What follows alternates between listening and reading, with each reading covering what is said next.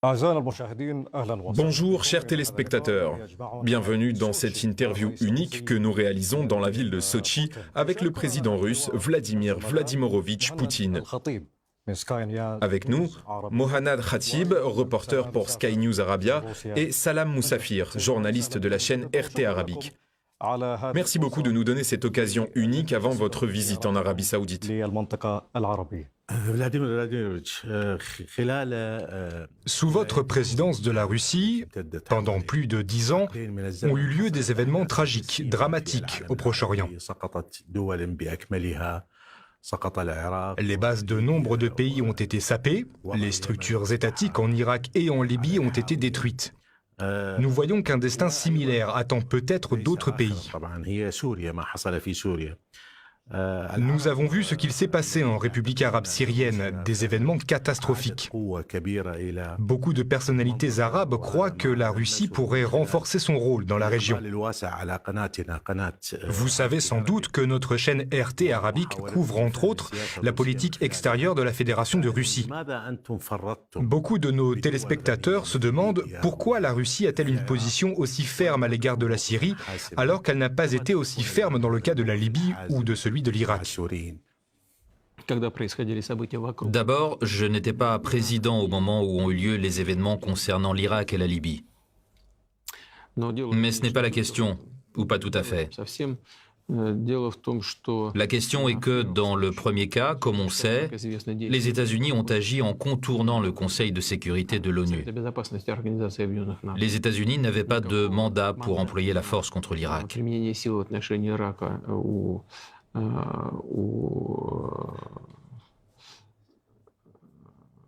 Ils n'avaient donc pas ce mandat contre l'Irak? Ah non, j'occupais déjà cette fonction à l'époque. Mais la Russie n'a pas soutenu cette intervention. La Russie, la France et l'Allemagne n'ont pas soutenu les projets américains concernant l'Irak.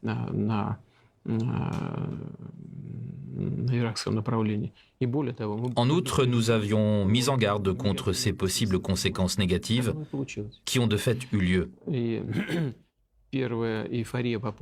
La première euphorie suscitée par les victoires militaires a vite été remplacée par la désolation et le pessimisme engendré par les conséquences de cette victoire.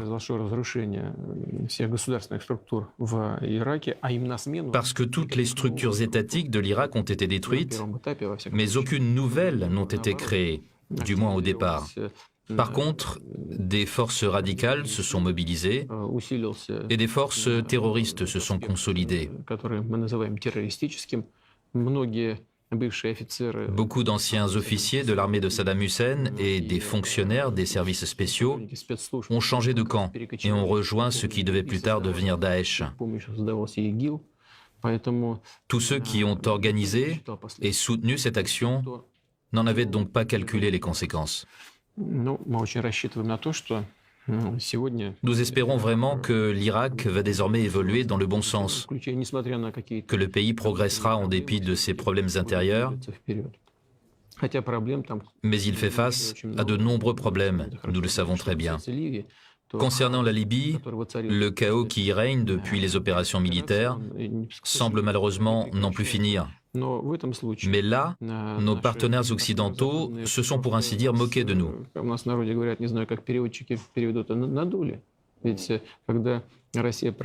La Russie a voté pour la résolution du Conseil de sécurité correspondante. Or, que dit cette résolution si on la lit attentivement? La résolution interdisait à Kadhafi d'utiliser l'aviation contre les insurgés. Mais rien n'autorisait non plus les bombardements du territoire libyen par d'autres aviations. Or, c'est ce qui s'est produit. Dans le fond, cela a donc été une violation de la résolution du Conseil de sécurité de l'ONU, un moyen de la contourner. Voilà ce qui est arrivé en réalité. Le chaos y règne toujours, le désordre, des flux de migrants passant par la Libye. Ce contre quoi Kadhafi avait toujours mis en garde, arguant qu'il fermerait le passage aux migrants d'Afrique vers l'Europe. Une fois ce mur disparu, les flux ont bougé et ils doivent désormais faire face à ce contre quoi ils avaient été mis en garde. Mais ce n'est peut-être pas là l'essentiel. Le plus important, c'est que cela déstabilise l'ensemble du Proche-Orient. Concernant la Syrie, nous y sommes allés afin de soutenir un gouvernement légitime, car il s'agit bien d'un gouvernement légitime, je tiens à le souligner. Cela ne veut pas dire qu'il n'existe pas de problèmes internes. Je suis disposé à en dire quelques mots plus tard. Cela ne veut pas non plus dire que les dirigeants actuels n'ont aucune responsabilité quant à la situation dans laquelle se trouve le pays. Mais cela ne veut pas dire que nous devions laisser les organisations terroristes s'emparer de la Syrie et y fonder une entité terroriste quasi étatique. Nous ne pouvions permettre qu'il y ait un afflux de combattants vers les pays de l'ex-Union soviétique, avec lesquels nous n'avions ni frontières strictes ni régime de visa. Nous ne pouvions permettre que des combattants pénètrent sur le territoire russe à partir de la Syrie. Nous avons déjà vécu une telle situation et nous savons bien à quoi elle peut aboutir. Il suffit de penser aux événements pas si anciens qui ont eu lieu dans le nord du Caucase en Russie. Voilà les raisons pour lesquelles nous avons décidé de fournir de l'aide aux autorités légitimes syriennes. Nous n'avons pas simplement fourni de l'assistance à ces autorités légitimes. Nous partons du principe que les contradictions politiques internes peuvent être et doivent être résolues uniquement par des moyens politiques. Voilà pourquoi nous avons été inflexibles et je suis très heureux qu'aujourd'hui commence un processus politique avec la création de ce que l'on appelle le comité constitutionnel. L'idée de créer un tel comité est née ici, à Sotchi, lors d'un congrès du peuple syrien, auquel des forces politiques diverses ont pris part, y compris l'opposition et les structures gouvernementales. C'est précisément à cet endroit que les Syriens ont convenu entre eux de créer un comité constitutionnel pour commencer à travailler sur la modification de la constitution syrienne ou sur l'adoption d'une nouvelle constitution. Nous avons parcouru un long chemin plutôt compliqué et difficile pour former ce comité. Maintenant qu'il a été formé, avec les représentants du gouvernement, du président Assad et de l'opposition, j'espère qu'il va commencer son travail dans les prochains jours à Genève, sous les auspices de l'ONU. Monsieur le Président, vous avez évoqué les relations entre l'Arabie saoudite et la Russie. Comme vous le savez, c'est là un partenaire stratégique de la Fédération de Russie dans le domaine de la sécurité énergétique. Vous devez être au courant de ces deux attaques de drones militaires contre des raffineries pétrolières et de ce qui se passe actuellement dans ce pays. Actuellement, en Arabie saoudite, on parle beaucoup du fait que l'Iran pourrait jouer un rôle déstabilisateur dans la région. Vous avez parlé de la nécessité de trouver des preuves que l'Iran est vraiment responsable de ces attaques. Quelle est maintenant la position officielle de la Fédération de Russie face à cet incident ? La position officielle est la suivante. Nous condamnons tout acte de ce type. Il ne peut en être autrement. C'est notre position officielle. Nous l'avons déclaré immédiatement et j'en ai parlé moi-même récemment lors de la semaine de l'énergie à Moscou. Il ne peut y avoir aucun doute. De tels actes n'apportent aucun résultat à qui que ce soit, ni même à ceux qui les préparent et les mettent en œuvre. Pourquoi ? Parce que si quelqu'un s'attendait à ce que cela affecte le marché du pétrole, son objectif n'a pas été atteint. J'estime que les fluctuations n'ont pas été si grandes.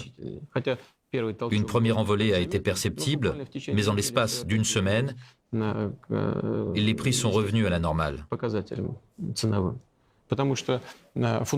Parce que les facteurs fondamentaux qui façonnent le marché ne permettent pas au prix de grimper ou de chuter considérablement. C'est la première chose. Deuxième chose, nous et moi-même, personnellement, sommes en contact avec les dirigeants saoudiens, y compris le prince héritier. Nous avons abordé ensemble cet incident. Je lui ai dit que j'estimais nécessaire d'obtenir des preuves, de trouver les coupables et de confirmer les identités des responsables.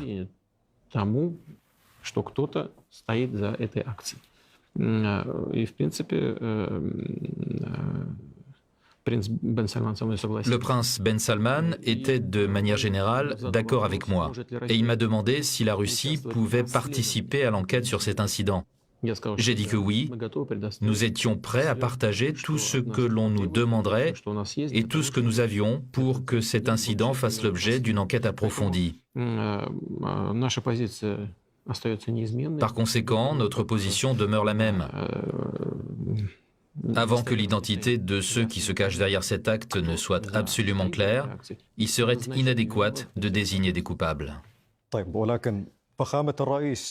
Monsieur le Président, pouvons-nous au moins obtenir de la Russie l'affirmation que, s'il s'avérait que l'Iran était à l'origine de cette attaque, la Russie se joindrait au pays condamnant Téhéran? Je viens de le dire et je le répète, peu importe qui est à l'origine de cet incident, nous condamnons ce genre d'acte. J'ai dit précisément cela, il ne peut y avoir de double interprétation. Monsieur le Président, mettons un instant de côté ces attaques des raffineries.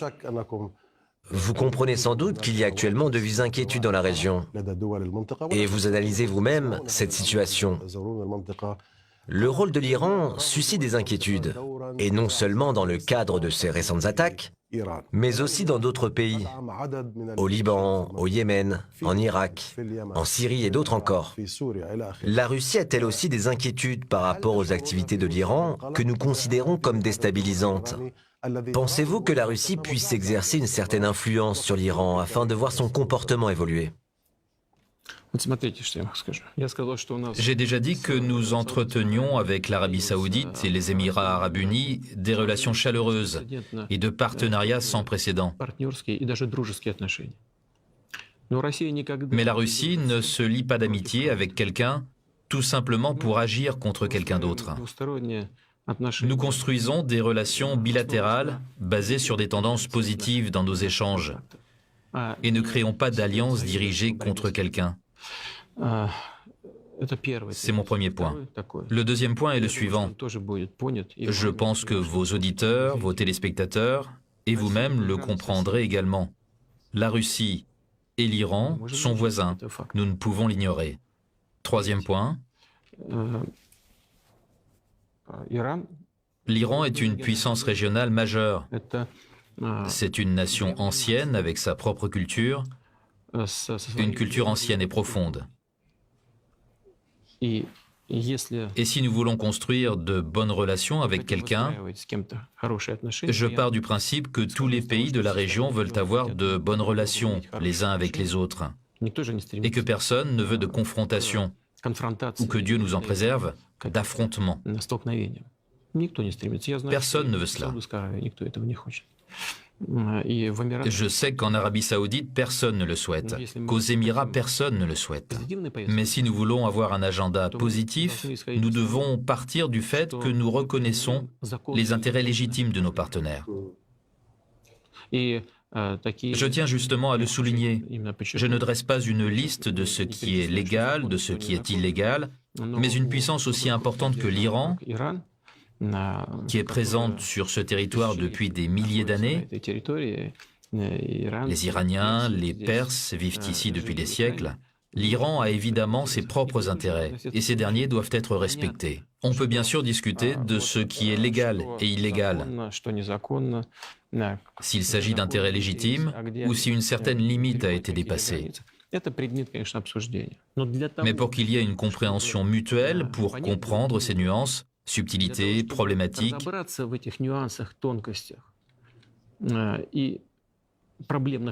il est nécessaire de mener un dialogue. Aucun problème ne peut être résolu sans dialogue.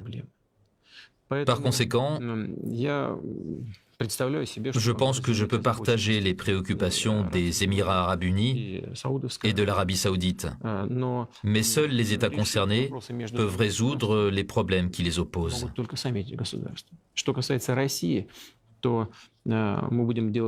Quant à la Russie, nous ferons tout notre possible pour créer les conditions nécessaires à une dynamique positive. Je pense qu'étant donné que la Russie a de bonnes relations avec l'Iran et de très bonnes relations avec nos amis arabes, l'Union soviétique n'entretenait pas de relations de haut niveau avec l'Arabie saoudite, mais avait en général d'excellentes relations avec le monde arabe, avec presque tous les pays. L'Union soviétique entretenait de très bonnes relations avec l'ensemble du monde arabe.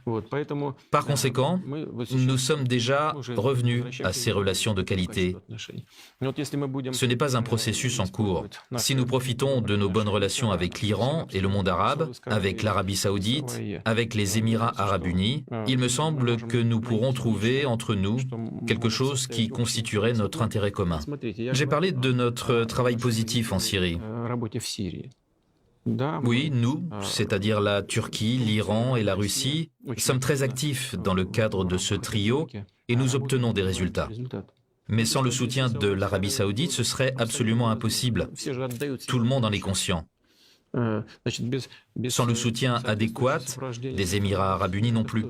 Par conséquent, il y a quelque chose qui, malgré de fortes oppositions, nous oblige tous à unir nos efforts pour atteindre un objectif commun. Il faut trouver ces objectifs et travailler ensemble. Cela créera les conditions nécessaires à la normalisation des relations entre les pays de la région. Monsieur le Président, permettez-moi de vous poser encore une question. Il ne fait aucun doute que la Russie joue son rôle dans les événements du Golfe Persique. Vos services secrets ont un fort potentiel. Il n'est pas possible que la Fédération de Russie ne soit pas au courant de ce qui s'est réellement passé dans le cadre de ces attaques sur les installations pétrolières.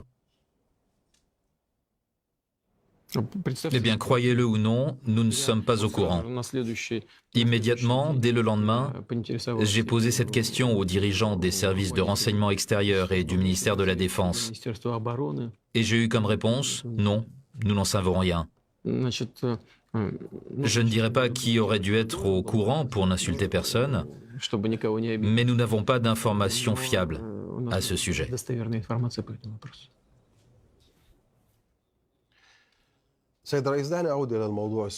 Monsieur le Président, passons maintenant à la Syrie.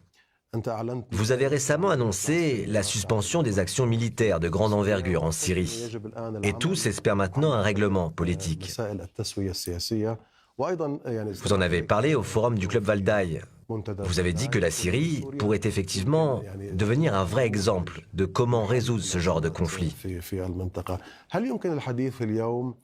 Pensez-vous qu'on puisse parler de règlement politique alors que des États étrangers tels que les États-Unis, la Russie, la Turquie et l'Iran sont toujours présents en Syrie?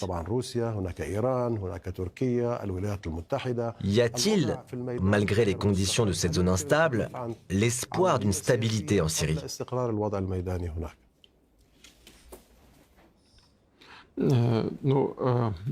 Il faut garder espoir. L'espoir, c'est ce qui meurt en dernier. Je suis tout à fait d'accord avec vous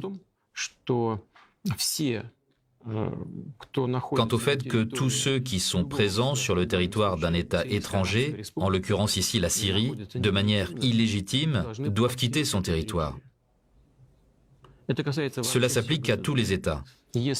Si les futures autorités légitimes de Syrie disent qu'elles n'ont plus besoin de la présence des forces militaires russes, alors bien sûr, cela s'appliquera également à la Fédération de Russie.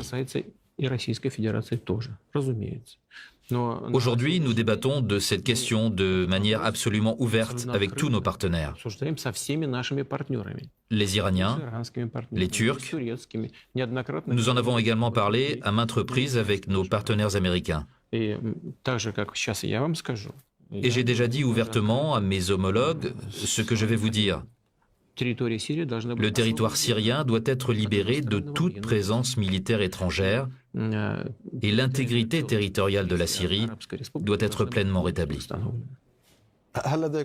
Avez-vous une vision de l'avenir politique de la Syrie et du rôle de la Russie dans ce contexte? Vous savez, seuls les Syriens peuvent répondre à cette question. C'est la question la plus compliquée. J'espère que cela ne sera pas réglé par la force des armes, ni par des conflits armés ou par une guerre fratricide, mais par des négociations entre eux. comme je l'ai déjà mentionné, à Genève. Et la première étape, c'est bien sûr de travailler sur la loi fondamentale du pays, c'est-à-dire la Constitution, soit sur des amendements, soit sur une nouvelle Constitution. Il ne fait aucun doute que les intérêts de tous les groupes ethniques et religieux doivent être garantis. Les gens doivent comprendre qu'ils vivent dans leur propre pays et bénéficient de la protection de ce pays et de ses lois. Cela concerne les sunnites, les chiites, les alaouites, aussi bien que les chrétiens.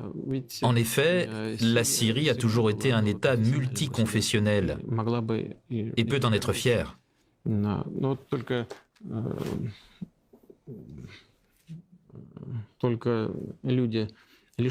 Seuls des insensés pouvaient lancer une telle campagne de massacre, comme l'ont fait les groupes terroristes en Syrie. Je le répète, ça ne sera pas simple. C'est un processus compliqué, mais il est selon moi réalisable. Savez-vous ce qui me fait voir les choses de manière positive? C'est qu'aujourd'hui, beaucoup reviennent dans leur foyer. Des milliers de personnes rentrent de l'étranger ou d'autres territoires syriens sur leur terre d'origine, dans leur foyer.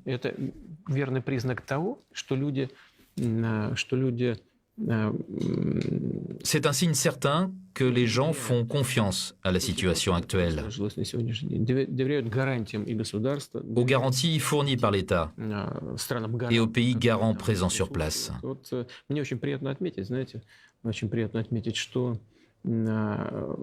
Je suis heureux de constater que les gens en Syrie ont une grande confiance dans les militaires russes,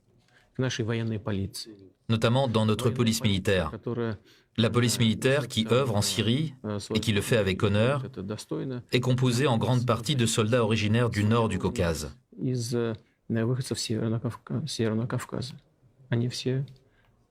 sont tous de confession musulmane. Et les habitants locaux s'adressent à eux pour obtenir une protection. J'en ai des exemples concrets. Et il est tout à fait encourageant de noter cela.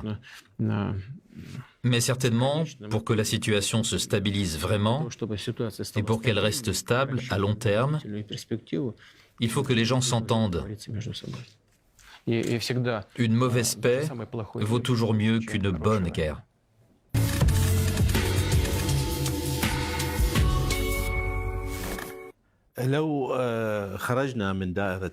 Maintenant, Monsieur le Président, je voudrais que nous nous éloignions du Moyen-Orient et du Golfe Persique.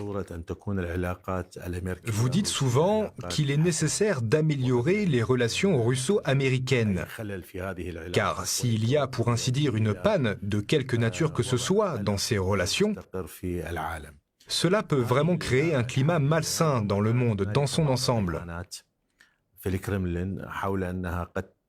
Aujourd'hui, avec l'administration Trump, compte tenu des messages que publie sur Twitter Donald Trump,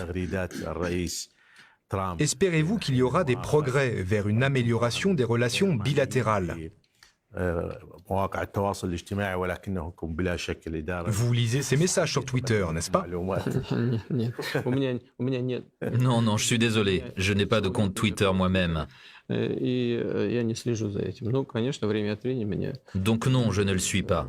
Mes équipes m'en informent de temps en temps, bien sûr. L'avis du président américain est toujours important pour beaucoup de gens, pour le monde dans son ensemble, mais je ne lis pas tout cela moi-même. Alors, si on imagine que le président Trump sera réélu l'année prochaine, croyez-vous qu'il sera plus ambitieux lors de son deuxième mandat, plus obstiné dans l'objectif de détente dans les relations avec Moscou? La Russie sera-t-elle prête à renouer le dialogue?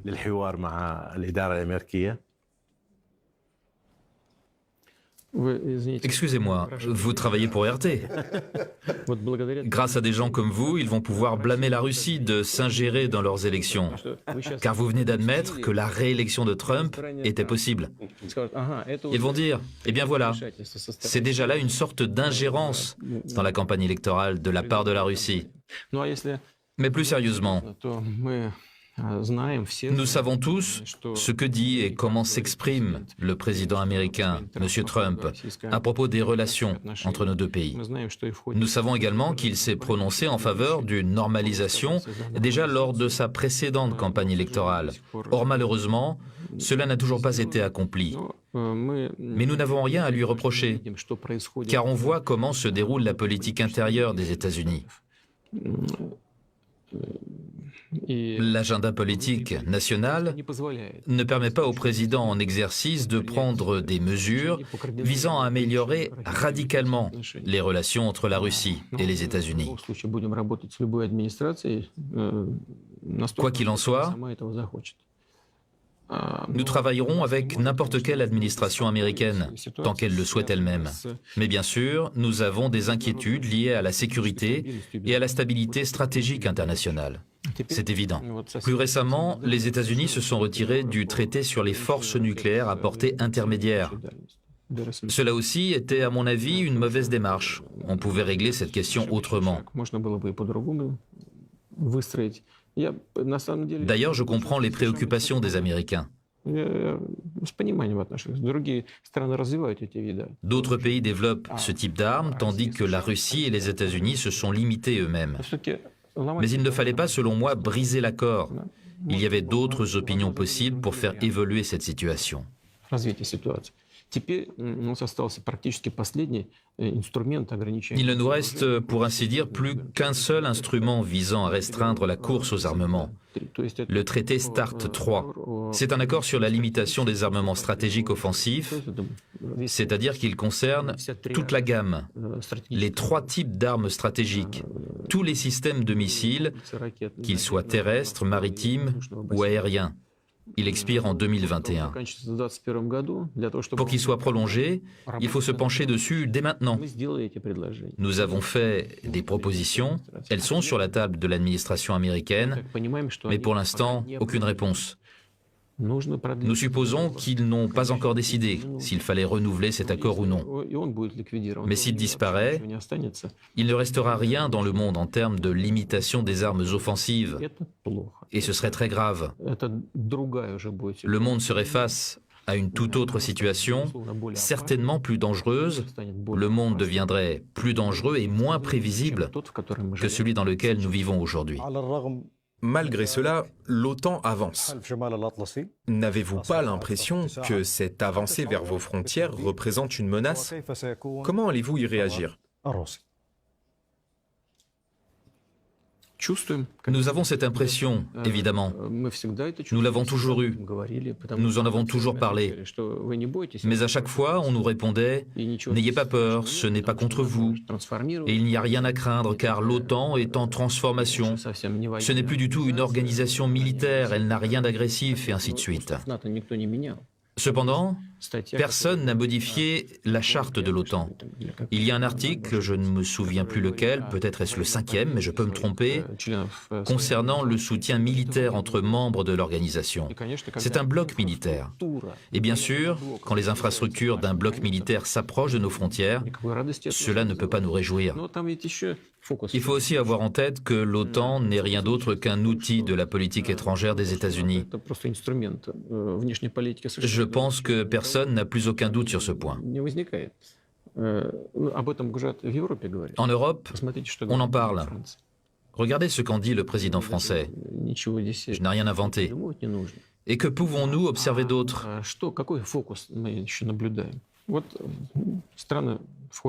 Des États intègrent l'OTAN et après, personne ne leur demande la permission de déployer certains types d'armements.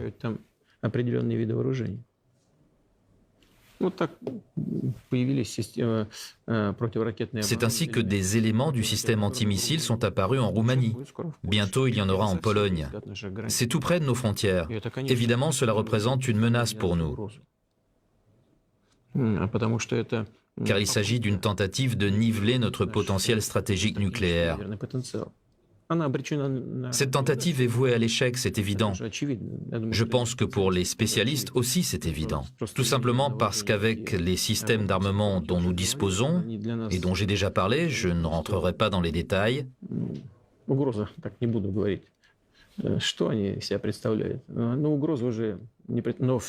ces tentatives sont totalement vaines. Mais quoi qu'il en soit, il n'y a rien de positif là-dedans. C'est la raison pour laquelle nous percevons effectivement cela comme une manœuvre déstabilisatrice. Elle détériore la situation. Il n'y a vraiment rien de positif là-dedans. Monsieur le Président, passons à un autre dossier qui est toujours d'actualité, à savoir la résolution du conflit israélo-palestinien. La Russie et l'Union soviétique ont joué un rôle important dans ce processus. On se souvient par exemple de la conférence de Madrid. Nous constatons qu'à l'heure actuelle, la Russie n'est pas très impliquée dans ce dossier, alors que les États-Unis parlent solennellement d'un deal du siècle, et ce alors même que le gouvernement israélien continue de mener une politique autoritaire. Mais où se place la Russie face à ces problèmes fondamentaux pour le Moyen-Orient?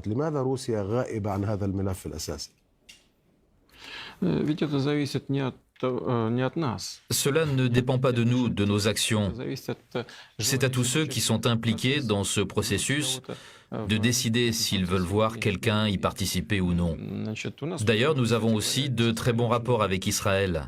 Presque 1,5 million de citoyens israéliens sont des ressortissants de l'ex-URSS. C'est pratiquement un pays russophone. Où que vous alliez, dans un magasin par exemple, tout le monde parle russe. Par conséquent, nous ne sommes pas indifférents à ce qu'il se passe là-bas. Mais nous avons une position ferme quant au règlement palestinien.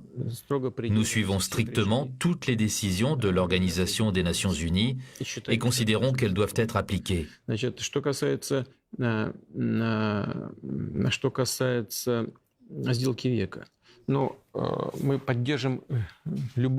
Pour ce qui est du deal du siècle, nous soutiendrons tout accord qui mènera à la paix.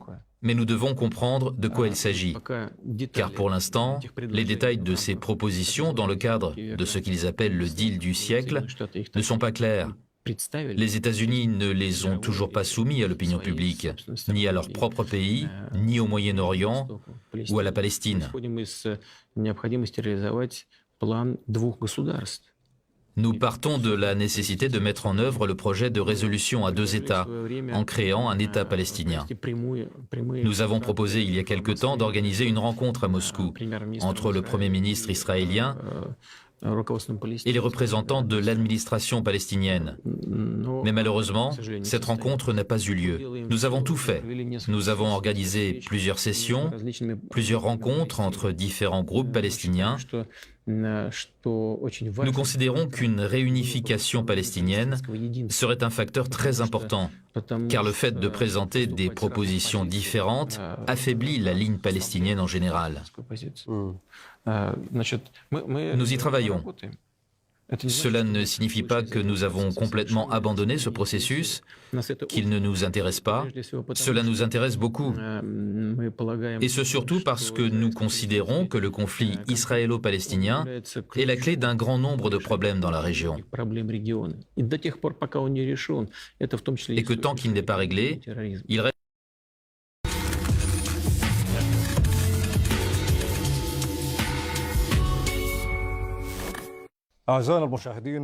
Bonjour chers téléspectateurs, bienvenue dans cette interview unique que nous réalisons.